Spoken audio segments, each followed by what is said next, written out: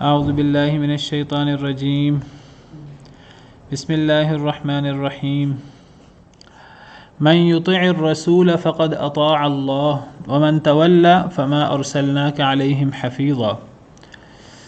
جی آپ پڑھیں گے۔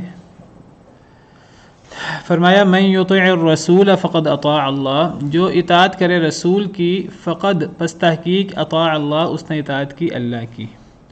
رسول کی اطاعت اصل میں وہ رسول کی ذات کی اطاعت نہیں ہوتی، رسول کی ذاتی بات کی اطاعت نہیں ہوتی، وہ در حقیقت اللہ کی اطاعت ہوتی ہے۔ یعنی رسول جو بات بطور نبی کہے، جو بات بطور رسول کہے، جو بات بطور اللہ کے نمائندہ کہے، تو وہ دین کی بات ہوتی ہے، وہ اللہ کی بات ہوتی ہے۔ تو رسول کی اطاعت کرنا وہ در حقیقت رسول کی اطاعت کرنا نہیں ہے، وہ بحیثیت بشر نبی کی اطاعت نہیں ہوتی، وہ بحیثیت نبی کی اطاعت ہوتی ہے۔ اور چونکہ نبی وہ اللہ کا نمائندہ ہے، اللہ کا رسول ہے، تو نبی کی بات رسول کی وہ اللہ کی بات ہوتی ہے۔ تو اسے پتہ لگا اصل میں اللہ کی ہی اطاعت ہوتی ہے اور کسی کی اطاعت نہیں ہوتی۔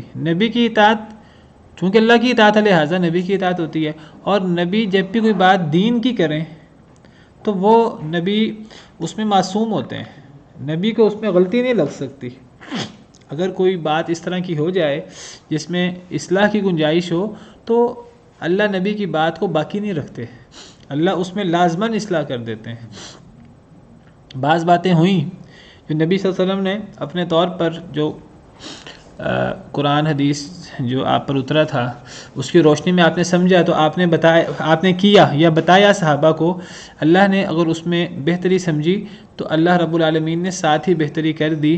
تو نبی ہر وقت جو بات بطور نبی کہیں، جو بات بطور دین کہیں، تو وہ ہر وقت اللہ کی نگرانی میں وہ بات ہوتی ہے، تو وہ بات اللہ کی بات ہے۔ اگر اللہ کی طرف سے اصلاح آ جائے تو وہ اللہ کی طرف سے اصلاح ہوتی ہے، اور اللہ کی طرف سے اگر اصلاح نہ ہو تو پھر وہ نبی کی بات ہی در حقیقت اللہ کی بات ہوتی ہے۔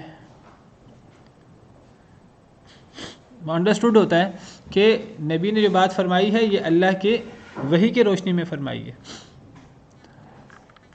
یا ابھی ان پر وحی اتری ہے، یا پرانی اتری ہوئی وحی قرآن یا حدیث سے نبی نے وہ بیان کیا ہے، اور اللہ کی طرف سے خاموشی اور اصلاح کا نہ آنا وہ اس بات کی دلیل ہے کہ وہ اللہ کی طرف سے ہے۔ تو دین کے معاملے میں نبی جو فرماتا ہے وہ اللہ کی بات ہوتی ہے۔ یہی مطلب ہے وَالنَّجْمِ إِذَا هَوَىٰ مَا ضَلَّ صَاحِبُكُمْ وَمَا غَوَىٰ وَمَا يَنطِقُ عَنِ الْهَوَىٰ إِنْ هُوَ إِلَّا وَحْيٌ يُوحَىٰ۔ ستارے کی قسم جب وہ گرے، سورہ نجم کے شروع میں ستارے کی قسم جب وہ گرے، نہ تمہارا ساتھی گمراہ ہوا ہے نہ وہ بہکا ہے، یعنی نبی صلی اللہ علیہ وسلم۔ وَمَا يَنطِقُ عَنِ الْهَوَىٰ، اور وہ اپنی خواہش سے بات نہیں کرتا، دین کی بات جو ہے، إِنْ هُوَ إِلَّا وَحْيٌ يُوحَىٰ، وہ جو بات کرے نہیں ہوتی وہ مگر وحی۔ یہ حصر کا انداز ہے، وہ وحی کے علاوہ کچھ نہیں ہوتا جو وحی کی جاتی ہے۔ یہ اللہ قرآن میں صراحت سے فرما رہے ہیں کہ نبی کی ہر بات جو نبی بطور نبی کرے، دین کی بات کے طور پر کرے، وہ نبی کی بات اللہ کی وحی کی روشنی میں ہوتی ہے۔ لیکن میں نے کئی دفعہ وضاحت کی ہے کہ اس سے مراد وہ باتیں ہیں جو بطور نبی دین کی بات جو نبی صلی اللہ علیہ وسلم بتائیں۔ نبی صلی اللہ علیہ وسلم کے بعض امور وہ بطور بشر ہوتے تھے، تو وہ باتیں نہ امت ان کی پابند ہوتی ہے، نہ اس کی اطاعت کرنے کی ضرورت ہوتی ہے۔ مثلا نبی اپنے بشری معاملات میں کسی سے کہہ دیں کہ دروازہ بند کر دو، کسی سے کہہ دیں کہ پانی لے آؤ، یا اس قسم کی چیز، تو ہم یہ نہیں کہیں گے کہ نبی نے یہ بھی وحی کی روشنی میں فرمایا ہے۔ نبی کے بشری معاملات ہیں، بچوں کے ساتھ معاملات ہیں، بیویوں کے ساتھ معاملات ہیں، تو جو بات نبی بطور دین فرمائے۔ بعض دفعہ صحابہ کرام نبی کی بات کو جو آپ نے بطور نبی نہیں فرمائی ہوتی تھی، بطور دین نہیں فرمائی ہوتی تھی، تو تو صحابہ کرام نے سمجھا جیسے وہ بھی اللہ کی بات ہے، تو نبی صلی اللہ علیہ وسلم نے وضاحت کر دی، نہیں، جو بات میں تمہیں اللہ کی طرف سے کہوں، دین کی بات کہوں، تم اس کے پابند ہو، جو بات میں تمہیں ایک دنیاوی بات کے طور پر کہوں تم اس کے پابند نہیں ہو۔ کہتے اس کی صراحت موجود ہے احادیث میں۔ ایک دفعہ نبی صلی اللہ علیہ وسلم نے صحابہ کرام کو دیکھا کہ وہ کھجوروں کی قلم کاری کرتے ہیں، پیوند کاری کرتے ہیں، جس کو تعبیر النخل کہتے ہیں۔ تو صحابہ نبی صلی اللہ علیہ وسلم نے فرمایا کہ یہ کام تم کیوں کرتے ہو؟ ہمارا خیال یہ ہے کہ یہ کرنے سے کھجوریں زیادہ ہو جائیں گی۔ تو آپ نے حیرانگی کا اور تشویش کا اظہار کیا، تو صحابہ کرام نے وہ کام نہیں کیا، چھوڑ دیا اس کو۔ اگلے سال ہوا تو اگلے سال کھجوریں کم ہو گئیں۔ تو نبی صلی اللہ علیہ وسلم نے فرمایا کہ یہ کھجوریں کم کیوں ہوئیں؟ کہنے لگے کہ آپ نے یہ بات فرمائی تھی۔ آپ نے فرمایا کہ یہ دنیا کا معاملہ تھا، تم دنیا کے معاملات تم زیادہ بہتر سمجھتے ہو، انتم اعلم بامور دنیاکم، دنیا کے معاملات میں تم میرے پابند نہیں ہو۔ میں نے وہ بات ایک دنیاوی مشورے کے طور پر، ایک بشری مشورے کے تحت میں نے کہی تھی، دنیاوی طور پر کہی تھی، بطور نبی میں نے نہیں کہی تھی۔ تم ان معاملات میں تم اپنی باتوں پر عمل کرو، ان باتوں میں تم میری بات کے پابند نہیں ہو۔ نبی صلی اللہ علیہ وسلم نے ایک موقع پر اپنی بیویوں کے بعض معاملے میں، بعض اختلاف میں، نبی صلی اللہ علیہ وسلم نے شہد کو یا لونڈی کو اپنے پر حرام کر لیا۔ تو اللہ نے فرمایا کہ یا ایھا النبی لم تحرم ما احل اللہ لک، اللہ نے پوری سورت اتار دی، سورۃ تحریم۔ اللہ نے فرمایا کہ اے نبی صلی اللہ علیہ وسلم آپ اس چیز کو کیوں حرام کرتے ہیں جو اللہ نے آپ کے لیے حلال کی ہے؟ یعنی مطلب یہ ہے کہ آپ نے یہ بات بطور نبی وہ شہد کو یا وہ لونڈی کو اپنے پر حرام نہیں کیا تھا، اللہ کے حکم کے طور پر۔ بیویوں کے بعض معاملات میں آپ نے وہ ایک بطور بشر، ایک بیوی کے پاس آپ شہد پیتے تھے اور آپ کو شہد بڑا پسند تھا، تو بعض بیویوں نے کہا کہ وہاں نبی صلی اللہ علیہ وسلم زیادہ بیٹھ جاتے تھے اور بیویوں کی تھوڑا آپس میں غیرت اور چپکلش سوکنوں کی ہوتی ہے، تو بعض بیویوں نے کہا کہ وہ ایک شہد ہوتا ہے جس میں مغافیر کی بو ہوتی ہے، تو نبی صلی اللہ علیہ وسلم کو تو ہر قسم کی بو سے نفرت تھی، آپ تو اتنے پاک تھے، تو بو کا اور نبی کا کیا تعلق؟ تو وہ بعض بیویوں نے کہ نبی صلی اللہ علیہ وسلم ان بیوی کے پاس زیادہ نہ بیٹھیں، تو کہا کہ ایک پلان بنا کر کہ آپ کے منہ سے تو مغافیر کی بو آ رہی ہے، تو آپ نے سمجھا کہ یہ جو میں نے حضرت زینب بنت جہش کے ہاں میں نے جو شہد پیا ہے، تو وہ شہد اس درخت کا تھا جس درخت میں مغافیر کی بوٹی تھی، تو یہ اس کی ہواڑ ہوگی، آپ کو نہیں محسوس ہوئی۔ لیکن جب ایک بیوی نے کہا، دوسری بیوی نے کہا، تو انہوں نے اب اس میں تھوڑی پلاننگ کی تھی، تو وہ جب دونوں نے کہا تو آپ نے کہا کہ پھر یہ صحیح کہہ رہی ہیں، تو آپ نے فرمایا کہ میں شہد نہیں پیوں گا، قسم کھا لی آپ نے۔ تو اللہ نے فرمایا کہ آپ اس کا معاملہ ہے آپ کا، آپ کی بیویوں کا، اگر آپ شہد نہیں پئیں گے، آپ تو اللہ کے نبی ہیں، یہ نہ ہو کہ آپ کی دیکھا دیکھی امت اپنے اوپر شہد کو حرام کر لے اور امت اس کو دین کا مسئلہ سمجھے۔ تو جب اللہ نے شہد کو، یا بعض روایات سے پتہ لگتا ہے کہ لونڈی کا معاملہ تھا، تو جب اللہ نے حلال کیا ہے تو آپ کیسے حرام کر سکتے ہیں؟ اگر آپ اس کو بشری طور پہ حرام کریں گے اور یہ معاملہ صحابہ کرام کے سامنے آئے گا تو صحابہ کرام میں اشتباہ پیدا ہوگا، تو آپ اللہ نے جس کو حلال کیا اسے حرام نہیں کر سکتے۔ آپ اپنی جو قسم کھائی ہے اس قسم کو توڑیں، آپ اپنی بیویوں کو راضی کرنا چاہتے ہیں، یا ایھا النبی لم تحرم ما احل اللہ لک تبتغی مرضات ازواجک واللہ غفور الرحیم، اللہ نے معاف کر دیا، رحم کر دیا۔ قد فرض اللہ لکم تحلۃ ایمانکم، اللہ نے قسم کا کفارہ، ایسی قسموں کو کھولنا اللہ نے لازمی قرار دیا ہے، ایسی قسم کو توڑ دیں، اب اس کا کفارہ ادا کریں، واللہ مولاکم۔ اسی طرح ایک روایت میں آپ کے دسترخوان پہ وہ گو کا گوشت پیش کیا گیا، آپ نے نہیں کھایا، جی، صحابہ نے بھی ہاتھ روک لیا، آپ نے کہا نہیں، آپ لوگوں کا اگر دل چاہتا ہے تو مجھے طبیعت نہیں۔ ہاں جی، آپ نے گو کا گوشت نہیں کھایا، لیکن آپ کے دسترخوان پہ صحابہ کرام نے کھایا، آپ نے صحابہ کو منع نہیں کیا، گویا کہ پتہ لگا کہ یہ اصلاً حرام نہیں ہے، لیکن نبی صلی اللہ علیہ وسلم نے اپنی طبی ناپسندیدگی کی وجہ سے نہیں کھایا۔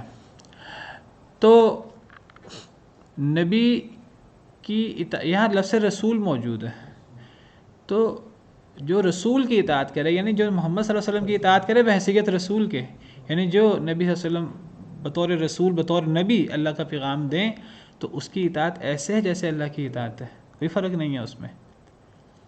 سورہ احزاب میں فرمایا وما كان لمؤمن ولا مؤمنة اذا قضى الله ورسوله امرا ان يكون لهم الخيرة من امرهم، کسی مرد یا عورت کے یہ لائق نہیں ہے کہ جب اللہ یا اللہ کا رسول کوئی فیصلہ کر دے تو پھر ان کے لیے کوئی اختیار رہ جائے۔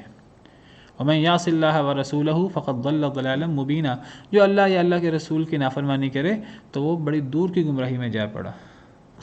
تو نبی کی نافرمانی، نبی کی بات نہ ماننا دینی معاملات میں ایسے ہے جیسے اللہ کی بات نہ ماننا، اور اس کا بہت بڑا سزا ہے اس کی۔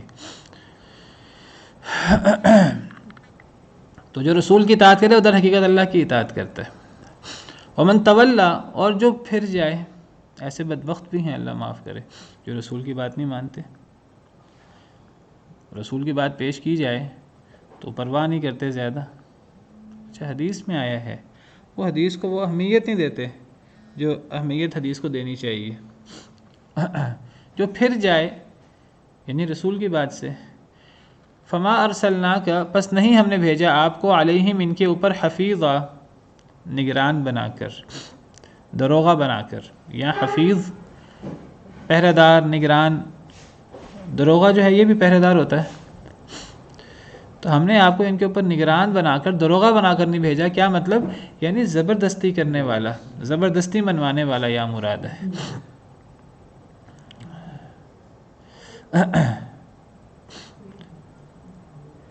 یعنی جو آپ کی اطاعت کرے، نبی کی اطاعت در حقیقت اللہ کی اطاعت ہوتی ہے، جو آپ کی اطاعت کرے اس کا اجر اللہ کے پاس ہے، اور اللہ کی اطاعت کر رہا ہے اللہ کی جنتوں کا حقدار بن رہا ہے، دنیا آخرت کی سعادتوں کا حقدار بن رہا ہے۔ اور جو نبی کی نافرمانی کرے، نبی کی بات سے پھر جائے، تو نبی اپنی بات زبردستی نہیں منواتے، جبراً جو ہے وہ کسی کو مسلمان نہیں بنایا جا سکتا، کسی پہ جبر نہیں کیا جا سکتا، لیکن اللہ کے ہاں اس کی سزا ہوگی، لیکن دنیا میں جبر نہیں کیا جائے گا۔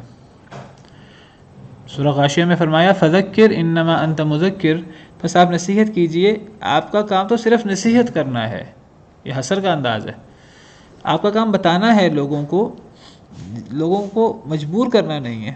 انما انت مذکر، آپ کا کام صرف نصیحت کرنا ہے، لست علیہم بمسیطر، آپ ان کے اوپر دروغہ نہیں ہے۔ الا من تولا وکفر، ہاں جس نے منہ موڑا اور کفر کیا، انکار کیا، فیعذبہ اللہ العذاب الاکبر، اللہ اس کو بہت بڑا عذاب دیں گے۔ ان الینا ایابہم، ہماری طرف ان کا لوٹ کر آنا ہے، ثم ان علینا حسابہم، پھر ہمارے اوپر ان کا حساب ہے، ہم خوب ان سے اچھی طرح حساب لیں گے۔ مطلب یہ ہے کہ جو نہ مانے، دنیا میں زبردستی نہیں کرنی اس کے اوپر، اللہ نے اختیار دیا ہے، ٹھیک ہے انہیں دنیا کے اندر مہلت انہیں مل جائے، لیکن اگر وہ اصلاح نہیں کریں گے اپنی، تو پھر اللہ بہت بڑا عذاب دیں گے جب وہ اللہ کے پاس آئیں گے، کیونکہ اللہ کے پاس تو جانا ناگزیر ہے، اللہ کا حساب تو ناگزیر ہے۔ دنیا میں بھی سزا مل سکتی ہے، اصل سزا وہ اللہ کے پاس ہے۔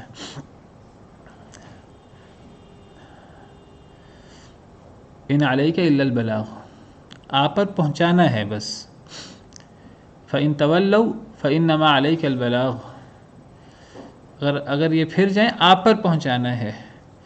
تو نبی کا کام زبردستی کرنا نہیں تھا، زبردستی لوگوں کو مسلمان کرنا نہیں تھا، جبراً کلمہ پڑھانا نہیں تھا۔ جب یہ نبی کا کام نہیں تھا تو نبی کے ورثاء کا اور نبی کی امتیوں کا یہ کام کیسے ہو سکتا ہے؟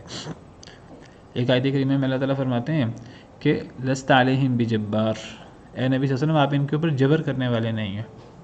فذکر بالقرآن من یخاف وعید، قرآن سے نصیحت کیجیے اس شخص کو جو میری ڈانٹ سے، جو میری وعید سے ڈرتا ہے۔ آپ کا کام نصیحت کرنا، آپ نصیحت کریں، آپ سمجھائیے انہیں ایسی بات جو ان کے دل میں اتر جائے، جبر نہیں کر سکتے، کسی کو جبراً مسلمان نہیں کیا جا سکتا۔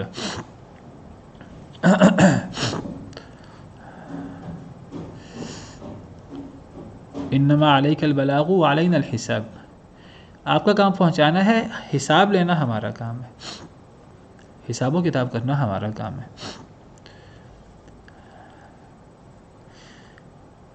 کہنے کو تو یہاں موجود ہے، جو نبی کی اطاعت کرے اس کی بڑی فضیلت ہے، وہ گویا کہ اللہ کی اطاعت کر رہا ہے، اس کا یعنی گویا کہ بہت بڑا اجر ہے۔ اور جو پھر جائے تو آپ کا کام زبردستی کرنا نہیں ہے، آپ کا کام دروغہ بننا نہیں ہے، ہم نے آپ کو دروغہ بنا کر نہیں بھیجا۔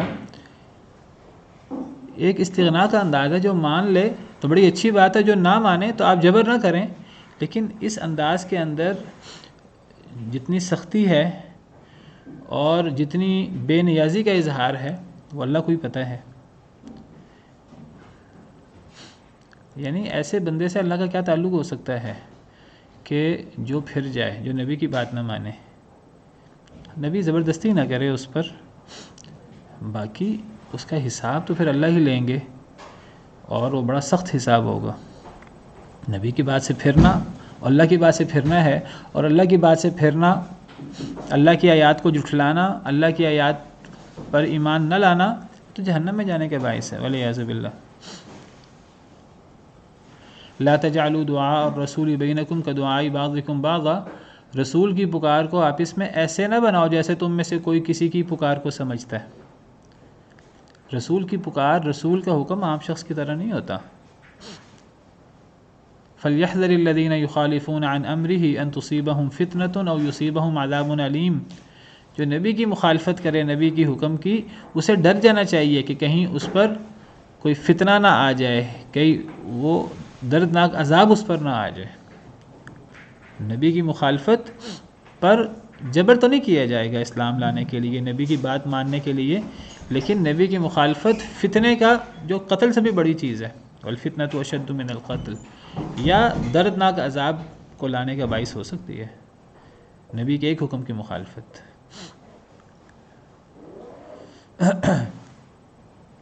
فرمایا وَمَن يُشَاقِقِ الرَّسُولَ مِن بَعْدِ مَا تَبَيَّنَ لَهُ الْهُدَى، جو رسول کی مخالفت کرے اس کے بعد کہ اس کے لیے ہدایت واضح ہو گئی، یعنی اس کے لیے واضح ہو گیا کہ یہ رسول کا حکم ہے، صحیح سند سے اس تک رسول کا حکم پہنچ گیا، واضح ہو گیا کہ اللہ کے رسول کا یہ حکم ہے، پھر وہ مخالفت کرے۔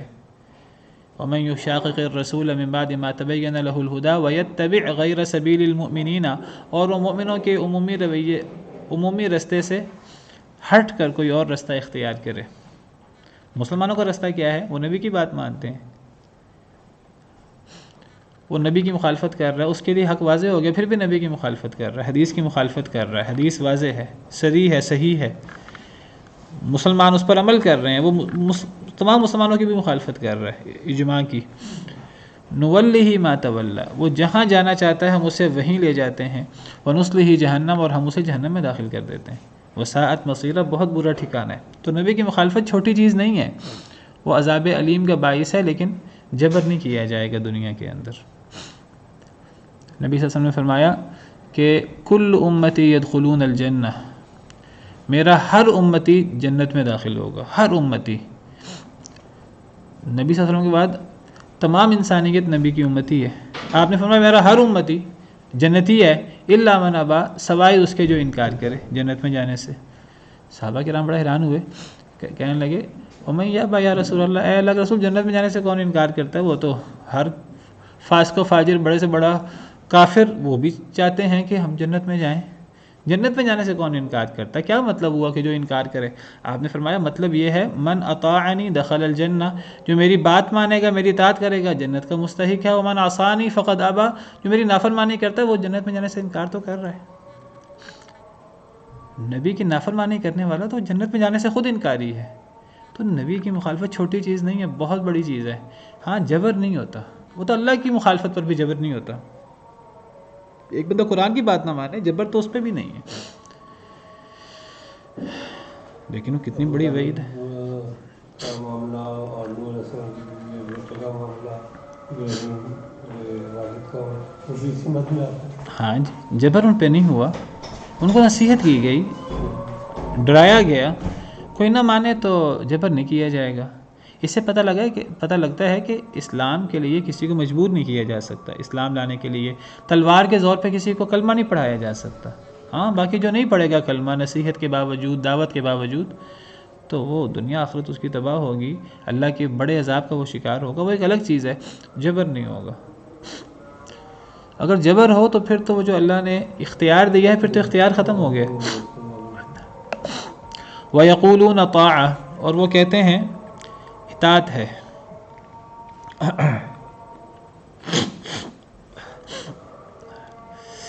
فَإِذَا بَرَزُوا ہاں جی کون پڑھے گا آپ میں سے آن لائن میں سے؟ جی مس صوبیہ آپ پڑھ لیں.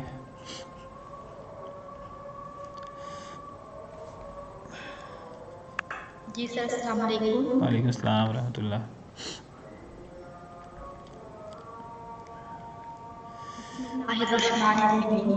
وَإِذَا اور جب جاء نہیں وَيَقُولُونَ طَاعَةٌ آیت نمبر 81 ہے.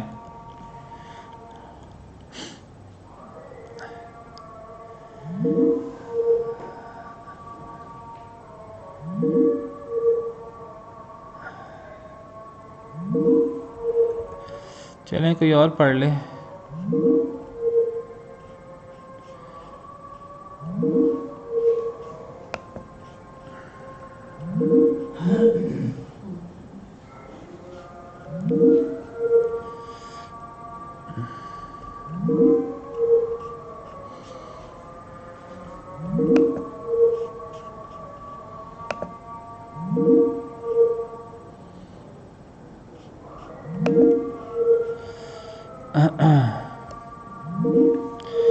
چلیں تھوڑا سا میرے خیال میں کنیکشن ٹوٹ گیا ہے.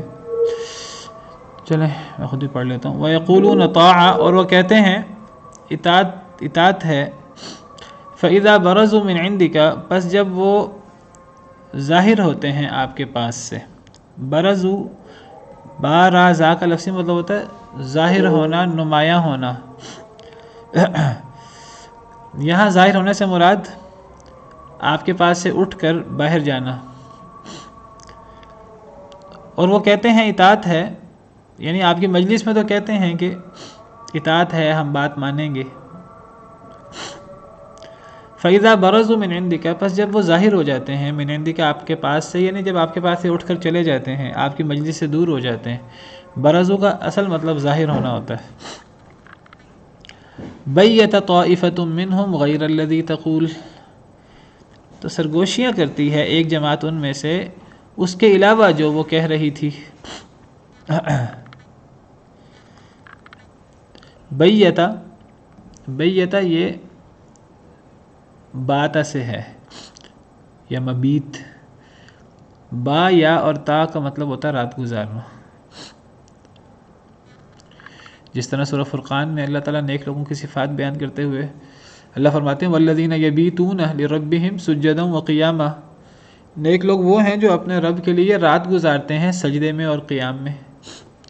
تو یبیتون با یا اور تا بات یبیتو یہ رات گزارنے کے معنی میں آتا ہے. اسی سے ہے بیتا. بیتا میں رات کا معنی ہے اور یہاں رات کے ساتھ سرگوشی کرنے کا، مشورہ کرنے کا بھی معنی شامل ہے. تو بیت طائفۃ منہم یعنی راتوں کو چھپ چھپا کر سرگوشی کرتی ہے، یہ مراد ہے. اس میں پلاننگ کرنا، میٹنگ کرنا، سرگوشیاں کرنا اور چھپ چھپا کر سرگوشیاں کرنا تاکہ نبی کو، مسلمانوں کو پتہ نہ لگے. منافقوں کی بات ہو رہی ہے. منافقوں کا کیا رویہ ہے؟ ان کا رویہ یہ ہے آپ کی مجلس میں تو اپنے آپ کو مسلمان ثابت کرنے کے لیے کہتے ہیں کہ اطاعت کرنا ہے. وہ کہتے ہیں اطاعت ہے، یعنی ہم اللہ رسول کی بات مانتے ہیں، ہم تو بڑے متبع ہیں، سمعنا واطعنا کا اعلان کرتے ہیں وہ. لیکن جب ظاہر ہو جاتے ہیں آپ کے پاس سے، جب آپ کے پاس سے اٹھ کر چلے جاتے ہیں تو پھر راتوں کو سرگوشیاں، راتوں کو پھر سازشیں کرتے ہیں، راتوں کو چھپ چھپ کر باتیں کرتے ہیں. منہم ان میں غیر الذی اس کے علاوہ الذی تقول جو وہ کہہ رہی تھی. تقول جو وہ کہہ رہی تھی یعنی یہ جماعت.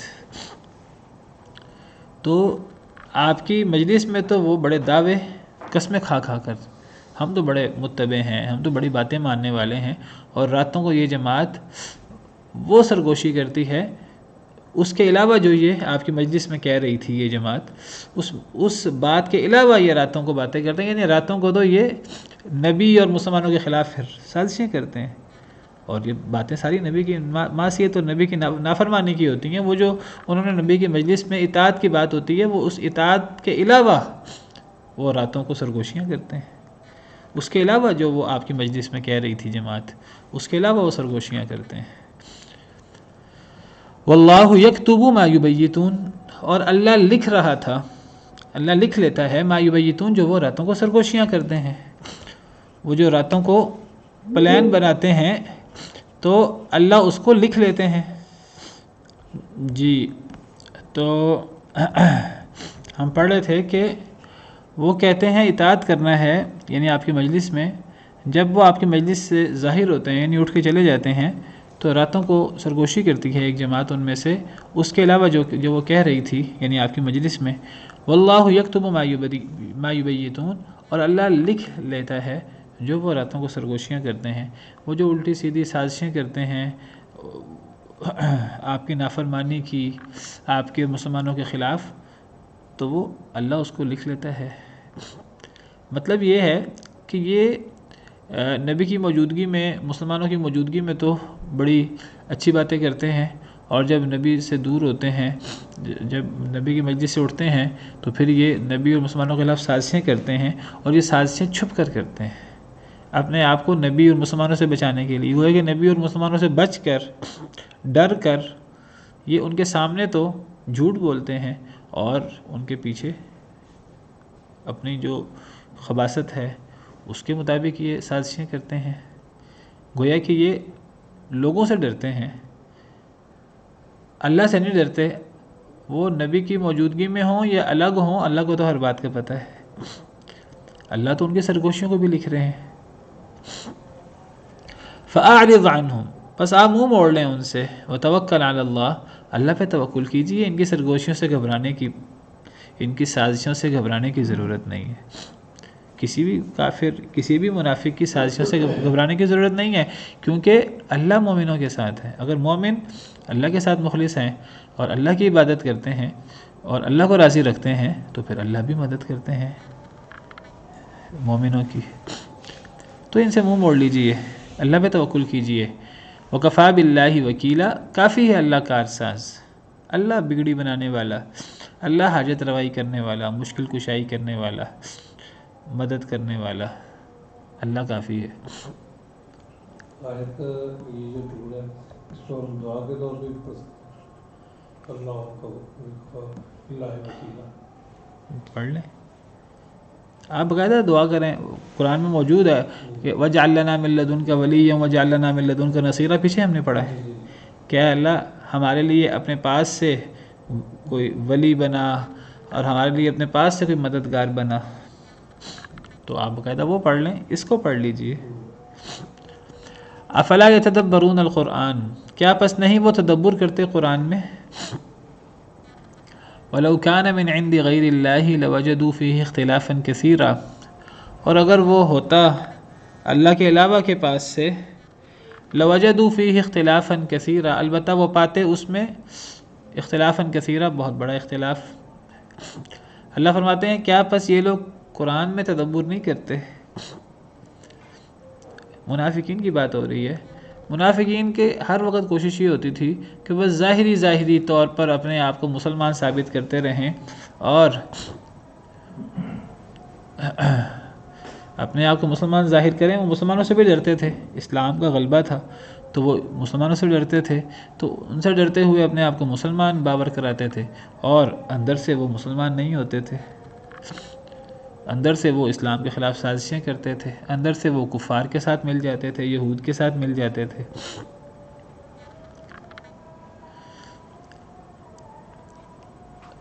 مسلمان تو وہ ہوتا ہے کہ جس کا تعلق اللہ اور رسول سے ہو، اللہ رسول کی اطاعت کرے، قرآن پڑھے، قرآن میں اللہ کے احکامات ہیں، ان کو پڑھے، ان پہ تدبر کرے، ان پہ غور کرے، اللہ سے ڈرے، نبی کی اطاعت کرے۔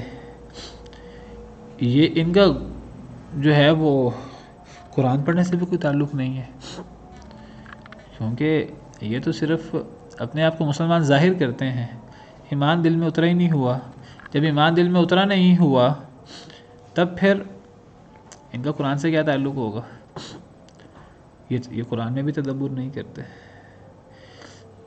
تو جو اپنے آپ کو مسلمان کہے اور قرآن میں تدبر نہ کرے، قرآن میں غور و فکر نہ کرے، قرآن نہ پڑھے، تو وہ کیسا مسلمان ہے؟ اللہ بڑا ہی تعجب کرتے ہیں کہ یہ مسلمان کہلاتے ہوئے قرآن میں غور کیوں نہیں کرتے، قرآن میں تدبر کیوں نہیں کرتے۔ ایک مسلمان جو مسلمان کہے اپنے آپ کو، وہ قرآن میں غور نہ کرے، یہ کیسے ہو سکتا ہے؟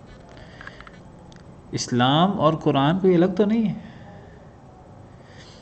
اسلام کیا ہے؟ اسلام قرآن کا نام ہے، قرآن اور قرآن کے بیان حدیث کا نام ہے۔ اور قرآن کیا ہے؟ قرآن سارے کا سارا اسلام ہی تو ہے، الف سے لے کے یا تک۔ اسلام قرآن کے علاوہ اور ہے کیا؟ تو نام اسلام کا لینا اور قرآن سے تعلق نہ ہونا، قرآن میں تدبر نہ کرنا، یہ کیسا اسلام ہے؟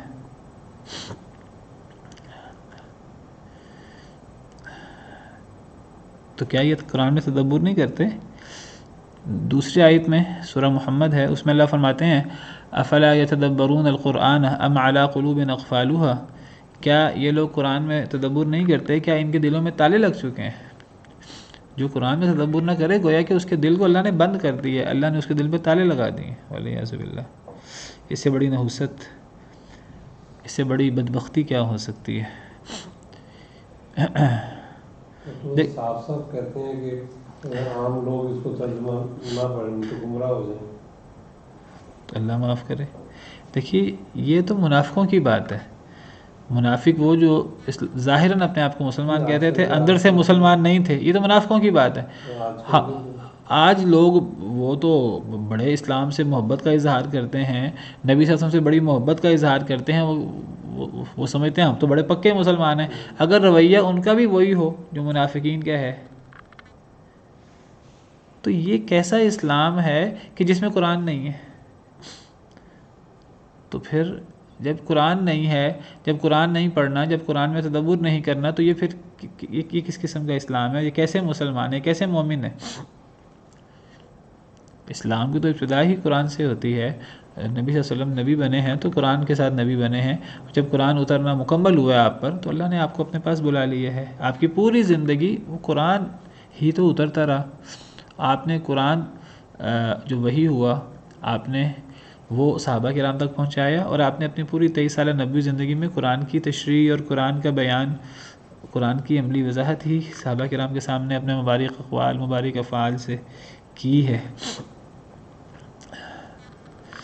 تو اللہ تعالیٰ تعجب کرتے ہیں یہ کیسے ہو سکتا ہے کہ یہ قرآن میں تدبر ہی نہ کریں۔ دیکھیے کفار ہیں، وہ تو کہتے ہیں قرآن کو مانتے ہی نہیں، وہ تو جب قرآن کو نہ مانیں اور قرآن نہ پڑھیں، تدبر نہ کریں، وہ تو سمجھ آتی ہے نا، وہ تو علی اعلان کہہ رہے ہیں ہم نہیں مانتے۔ یہ کیسی منافقت ہے کہ ہم مسلمان ہونے کا دعویٰ کریں لیکن ہمارا عمل اس دعوے کے مطابق نہیں ہے۔ ہمیں پتہ ہی نہیں کہ اللہ نے قرآن میں کیا فرمایا ہے، اسلام کیا ہے ہمیں پتہ ہی نہیں، کیونکہ اسلام اور قرآن الگ ہیں ہی نہیں۔ تو جو قرآن نہ پڑھے وہ کیسا مسلمان ہے پھر؟ اللہ معاف کرے۔ کیا یہ لوگ قرآن میں تدبر نہیں کرتے؟ اللہ نے قرآن اتارا ہی تدبر کرنے کے لیے، غور و فکر کرنے کے لیے۔ اللہ فرماتے ہیں کتاب انزلناہ الیک مبارک لیدبروا آیاتہ ولیتذکر اولو الالباب۔ ہم نے قرآن کس لیے اتارا؟ اللہ فرماتے ہیں یہ کتاب ہے جس کو ہم نے نازل کی آپ کی طرف، لیدبروا آیاتہ، تاکہ لوگ اس کی آیتوں میں تدبر کریں۔ اللہ نے قرآن اتارا ہی اس لیے ہے کہ لوگ تدبر کریں، مسلمان۔ ولیتذکر اولو الالباب، اور عقل مند لوگ نصیحت پکڑیں۔ نصیحت پکڑنے سے کیا مراد ہے؟ کہ قرآن میں تدبر کر کے پھر عمل کریں قرآن کے مقتضا کے مطابق۔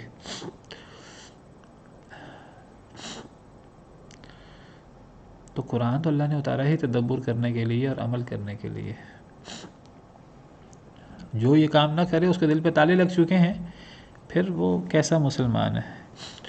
قرآن کا مقام تو یہ ہے وَلَوْ كَانَ مِنْ عِنْدِ غَيْرِ اللَّهِ لَوَجَدُوا فِيهِ اخْتِلَافًا كَثِيرًا، اگر یہ قرآن ہوتا اللہ کے علاوہ کہیں اور سے، جیسے مشرکین کفار کہتے تھے کہ یہ اللہ کا کلام نہیں ہے، یہ تو محمد اپنے پاس سے گھڑ لائے ہیں ولیعاذ باللہ، یا یہ اہل کتاب سے سن کر ہمارے سامنے پیش کر دیتے ہیں، وہاں سے لکھوا لاتے ہیں۔ اگر یہ اللہ کے پاس سے نہ ہو تو اس میں پھر بہت اختلاف ہوتا، کنٹراڈکشن ہوتا، انسان ایک بات کرتا ہے بھول جاتا ہے، نہ بھی بھولے انسان اتنا کمزور ہے کہ انسان کو پتہ نہیں لگتا کہ انسان مختلف اوقات میں دو باتیں کرتا ہے، انسان کی باتوں میں تضاد ہوتا ہے، ناقص ہے نا، کمزور ہے، بھولنے کی وجہ سے یا نہ سمجھنے کی وجہ سے۔ قرآن اگر اللہ کے پاس سے ہوتا تو اس میں بہت زیادہ اختلاف ہوتا، چونکہ یہ اللہ کی طرف سے ہے، یہ اس بات کی بہت بڑی عقلی دلیل ہے کہ یہ اللہ کی طرف سے ہے کہ اس میں اختلاف نہیں ہے۔ یہ بات تو شروع میں سورۃ بقرہ کے لالائے جی بتا دی گئی ہے، جی، تو سمجھ میں آ جانی چاہیے انسان۔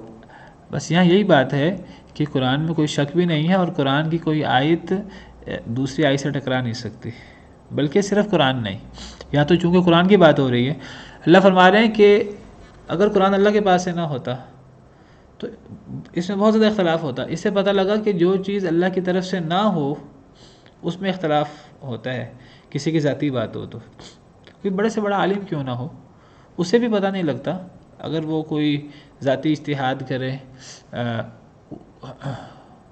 اس کے اجتہادات میں اس کے تضاد ہو سکتا ہے، ٹکراؤ ہو سکتا ہے، اس کی بات غلط ہو سکتی ہے، اس کی ایک بات دوسری بات سے کنٹراڈکٹ ہو سکتی ہے۔ اگر قرآن اللہ کے علاوہ کسی اور کے پاس سے ہوتا، مخلوق کی طرف سے، تو اس میں بہت زیادہ اختلاف ہوتا۔ پتہ لگا چونکہ یہ اللہ کے پاس ہے لہٰذا اس میں اختلاف نہیں ہے، اور یہ صرف قرآن میں نہیں ہے، قرآن کے حوالے سے نہیں ہے، جو بھی چیز اللہ کی طرف سے ہوتی ہے، اللہ کی طرف سے جو چیز ہے اس میں اختلاف نہیں ہوتا۔ حدیث بھی اللہ کی طرف سے ہے، وہ بھی وہی ہے، جب وہ بھی وہی ہے تو چونکہ وہ بھی اللہ کی طرف سے ہے لہٰذا اس میں بھی اختلاف نہیں ہوگا۔ کوئی صحیح حدیث دوسری صحیح حدیث سے نہیں ٹکرا سکتی، نہ قرآن کی دو آیتیں ٹکرا سکتی ہیں۔ اگر کسی کو ٹکراتی نظر آ رہی ہیں تو وہ پیش کرے، وہ اس کا جواب دیا ہوا ہے علماء نے، وہ تو ہماری عقل کا قصور ہے، عقل و فہم کا قصور ہے۔ کسی کو دو حدیثیں ٹکراتی نظر آ رہی ہیں تو یہ عقل و فہم کا قصور ہے، ایک جہالت ہے، کم علمی ہے، اس کم علمی کو علماء سے سوال کر کے ختم کرنا چاہیے۔ دو آیتیں نہیں ٹکرا سکتی، دو حدیثیں نہیں ٹکرا سکتی آپ اس میں، دو صحیح حدیثیں، ہاں کوئی ضعیف موضوع ہو تو وہ حدیث ہی نہیں ہوتی اصل میں۔ جس طرح دو آیتیں نہیں ٹکرا سکتی، دو حدیثیں نہیں ٹکرا سکتی، اس طرح قرآن اور حدیث بھی نہیں ٹکرا سکتے، صحیح حدیث، یعنی جو بھی چیز اللہ کے پاس سے ہوگی وہ ٹکرا نہیں سکتی، کیونکہ اللہ کی بات میں ٹکراؤ نہیں ہو سکتا۔ اگر ٹکراؤ ہو جائے تو اللہ معاف کرے یہ نقص ہے، اور اللہ کی ذات میں، اللہ کی کلام میں نقص نہیں ہو سکتا، اللہ کی باتوں میں نقص نہیں ہو سکتا۔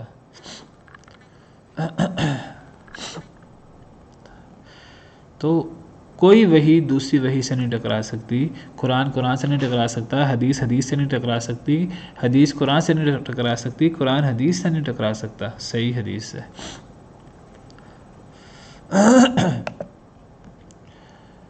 وَإِذَا جَاءَهُمْ أَمْرٌ مِّنَ الْأَمْنِ أَوِ الْخَوْفِ أَذَاعُوا بِهِ، اور جب آ جائے ان کے پاس کوئی معاملہ امن کا، او الخوف یا خوف کا، اذاعوا بِهِ وہ اسے پھیلا دیتے ہیں۔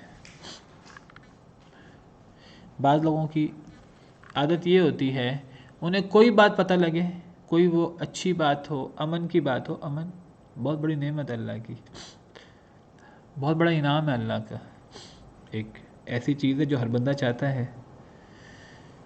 یا خوف ایک مصیبت ہے اللہ کی طرف سے، اور یہ اللہ کی طرف سے سزا ہے۔ تو کوئی اچھی بات ہو امن کی، یا کوئی سزا اور مصیبت کی بات ہو، خوف کی بات ہو، تو لوگ کیا کرتے ہیں، لوگ اس کو پھیلا دیتے ہیں۔ یہ اللہ مذمت کے انداز میں ذکر کر رہے ہیں، یعنی ایسا کرنا نہیں چاہیے۔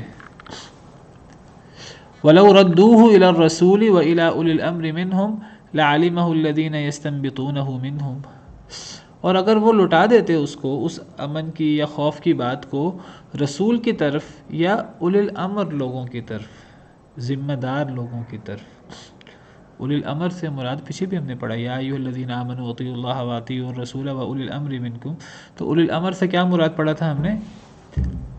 حکمران یا پھر علماء، یعنی جن کو نبی صلی اللہ علیہ وسلم کسی جماعت کا ذمہ دار بنا دیں، امیر بنا دیں، گورنر بنا دیں، جو حکمران ہو یا جو عالم ہو، تو ایک ذمہ دار شخص کو، چاہے وہ حکمران ہو چاہے وہ عالم ہو، اسے اولو الامر کہتے ہیں۔ اگر وہ لوٹا دیں اس امن کی یا خوف کی بات کو رسول کی طرف اور ذمہ دار لوگوں کی طرف، حکمرانوں کی طرف، علماء کی طرف، منہم اپنے میں سے، لعلمہ الذین یستنبطونہ منہم، البتہ جان لیتے اس کو وہ لوگ جو استنباط کر سکتے ہیں ان سے۔